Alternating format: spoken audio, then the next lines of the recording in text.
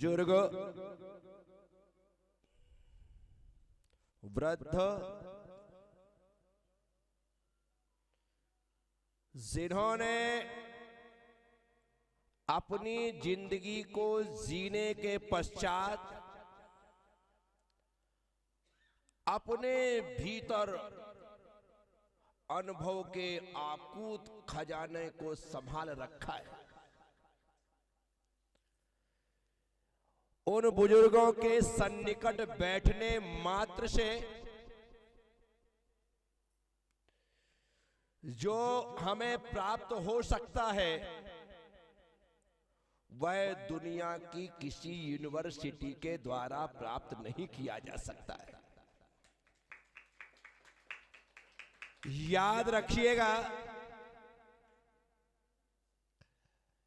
पेड़ बूढ़ा क्यों ना हो जाए लेकिन छाया देना बंद नहीं करता है। वैसे भी छाया हमेशा बड़े और पुराने पेड़ों से मिलती है, पौधों से नहीं। आप सोचो कि हमें पौधों से छाया मिल जाए, पौधे आपको फूल दे सकते हैं, पौधे आपको फल दे सकते हैं, लेकिन छाया तो आपको बड़े वृक्षों से ही प्राप्त होगी। तो ये जो बुजुर्ग होते हैं, इनका मान सम्मान जिस परिवार में होता है वह परिवार अभिमान और स्वाभिमान के साथ जीता है। इसलिए परिवार से सब कुछ चुक जाए लेकिन बुजुर्गों का मान और सम्मान नहीं चुकना चाहिए, वो हमेशा बरकरार बना रहे। मैं व्यक्तिगत रूप से जब भी बुजुर्गों को देखता हूं, उन बुजुर्गों में अपने माता पिता को ही देखता हूं। मेरा कहना है कि अपनी दृष्टि में ऐसी दृष्टि दो कि सृष्टि के हर बुजुर्ग में माता पिता ही नजर आए और कोई दूसरा नजर। हमें बुजुर्गों से ये सीखना चाहिए कि उन्हें हमसे कोई अपेक्षा नहीं होती। जब उन्हें हमसे कोई अपेक्षा नहीं है तो हमारे द्वारा उनकी उपेक्षा नहीं होना चाहिए, इसका भी ख्याल रखना। क्या चाहते हैं वे? जिंदगी की कमाई तो तुम्हें दे दी, जिंदगी की दौलत तो तुम्हें दे दी, जितना इकट्ठा किया था वो सारा का सारा अपने बेटों के बहुओं के नाम कर दिया। इतना देने के बाद भी हमारे मन में यदि उनके प्रति सम्मान का भाव ना आए तो तुमसे बड़ा कोई दुनिया में कृतज्ञ नहीं होगा, यह मान करके चलिएगा। इसीलिए मैं हमेशा कहता हूं,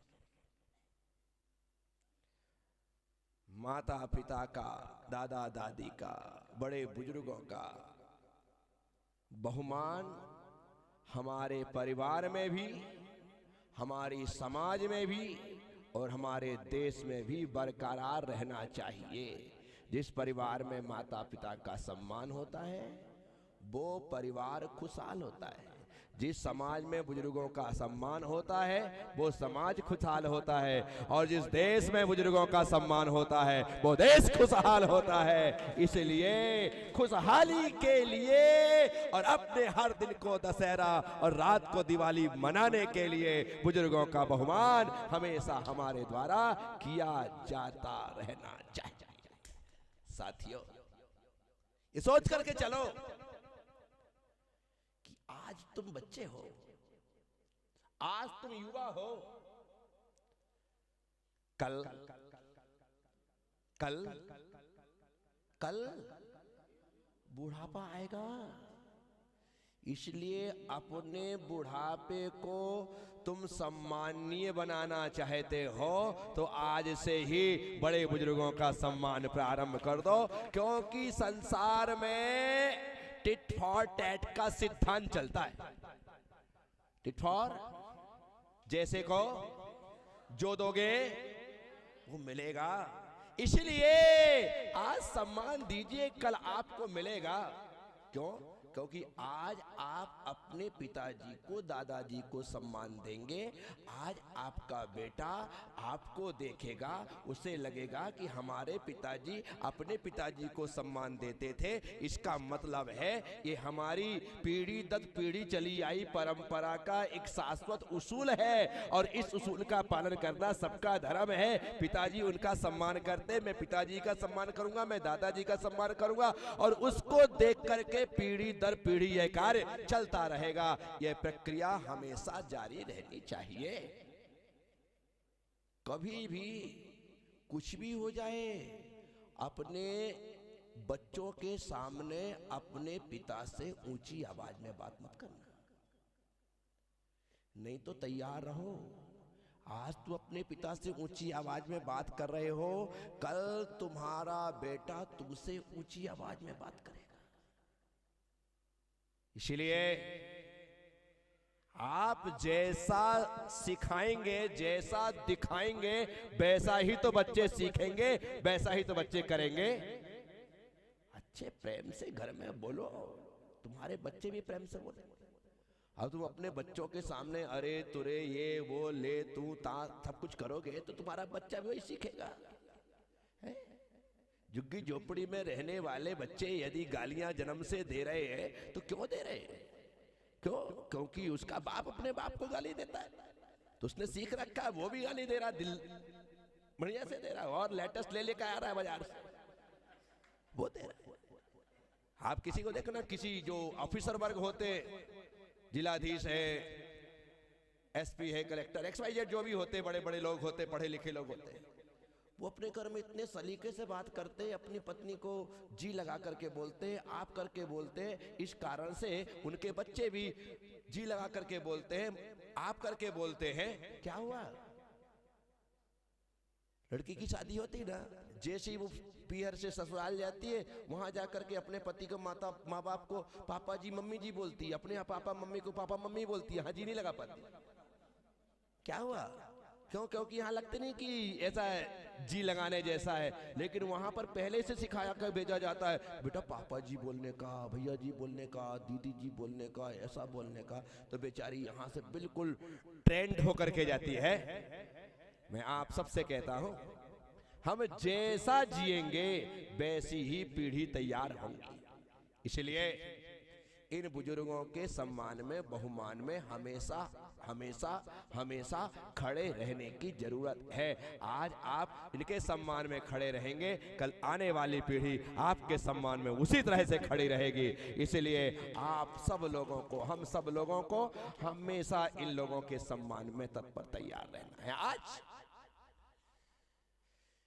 पुष्पगिरी में रहने वाली इन बुजुर्ग महिलाओं का सम्मान करने के लिए मैं आतुर हूं। बड़ी मेरे मन में भावना, जिज्ञासा कि क्यों ना इनका सम्मान किया जाए। कितने बाहर के लोग आते हैं, रोज माला पहन करके जाते हैं, रोज सम्मान लेकर के जाते हैं, कभी इनको गले में भी तो माला पहनाई जाए, कभी इनका भी तो सम्मान किया जाए। क्योंकि ये तो आप जो यहाँ पर आए हैं वो तो घंटे 2 घंटे की चहल पहल यहाँ करके जा रहे हैं। ये तो पुष्पगिरी की शाश्वत चहल पहल है, ये है तो यहाँ पर रौनक है। इनको निकाल दो तो रोना ही रोना है। क्या? इनको निकाल, रोना बचा कौन? नील बटा सन्नाटा। ये है तो रौनक है। सुबह से फटाफट पूजा करके चौके में भागना है। कोई 7:30 बजे, कोई 8 बजे, फटाफट जल्दी से पूजा कर ली, वहां भाग गए, चौके में जा काम करना है। सबने एक एक माता जी को सबको बांट रखा है कि भाई मैं माता जी के पास ही बैठूंगे, करूंगे, बाकी तुम लोगों को तो क्या है, महाराज जी को पकड़ना है। वो भी आचार श्री,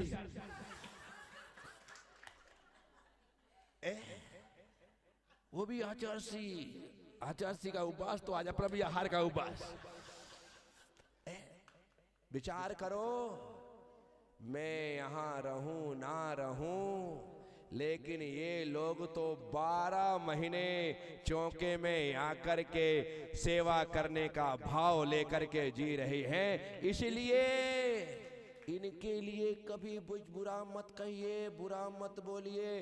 कभी कोई बात हो जाए तो उसे समझने की कोशिश करिए, समझाने की कोशिश करिए, लेकिन उनको किसी भी प्रकार से अपने शब्दों के द्वारा चोट मत पहुंचाइए। इस बात का आप सबको ख्याल रखें।